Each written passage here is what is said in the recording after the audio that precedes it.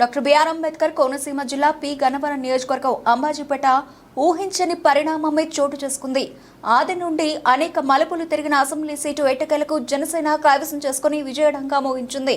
కూటమి ఉమ్మడి అభ్యర్థి గిడి సత్యనారాయణ గెలుపొందడంతో తెలుగుదేశం, జనసేన, భారతీయ జనతా పార్టీ శ్రేణులు నియోజకవర్గంలోని అన్ని మండలాల్లో బాణసంచా కాల్చి స్వీట్లు పంచి ఆనంద క్షణాలు పంచుకున్నారు.